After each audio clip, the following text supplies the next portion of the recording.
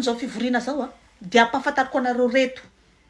fa matoa za no chef médecine de misy antony mitorina ny klinika esako fa tsy za ndray ny fosafosanareo rehefa manao pause café le vola kely azonareo am'ireny marary-panarivo reny ifosafosanareo anao ambany reny sigareta foinareo izay vola kely azonareo am'ireny panarivo reny ifosafosanareo ana ao kare tompoko zay klinika idirako tsy maintsy mitorina zao ary ny plan toy izao ny fandraisana marary ho an'ireny tonga eto reny repamony tena reny aza mandany lera am'ireny fa tonga de pikirao formol le fa matoa te amony tena izy de mila vitaina ny asany reny alcoolique reny tompoko reny alcoolique tonga eto reny tompoko aza mandany andro am'ireny avelao aloha zareo omeo anazy ny alcool 90 degré tsy kabetsaka ao ampandramo anazy kely satria reny sotrony reny mantsy générique io ny tena izy ho an'le mpiteraka zay mikoikoika be reny nefa mbola tsy teneno izy hoe isa hoe l'escalier du premier au 5e étage firy nisany précise hozy izy chef médecine anay on verra la suite izy tsy teraka zany de avandy après ho an'ireny maradratra fahatany reny tsisy antony aza mandany andro am'ireny aloha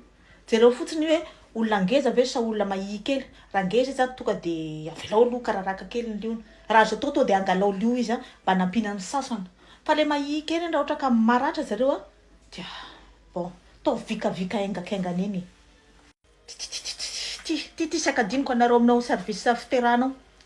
le olona rehefa hitanareo olona mahitahita tonga de teneno hoe tsy tafavoaka ty fa tsy maintsy césarienne am'izay mba misy vola kokoa ny klinika atsika i raha malala ao zay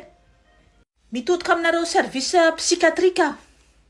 fa maninona ao aminareo no tsy mahazo client tsisy patient mihitsiny nefa tsy ny olona dala no tsy ampy amin'ny tanàna ty zao ary izy rehefa misy olona tonga ao aminareo tonga de teneno hoe tsy misalama-tsaina hoe ianao mila an'izao anao mila scanner anao mila IRM anao to ataovy zay sany io appareil-tsika io ohatrany hoe nareo ndray ny adala mila mampiasa ty coco ty ry généraliste rehefa misy olona voany infection urinaire matetika de teneno hoe mila manao dialyse miasa le appareil-tsika am'izany reny mararirary tenda mararirary kibo ahodikodino aloha ny volany zareo asevy mandeha ary mandeha aty mandeha ary de normal ihany tout est ok de apodio za omeo paracétamol tsy maintsy manao an'izay vao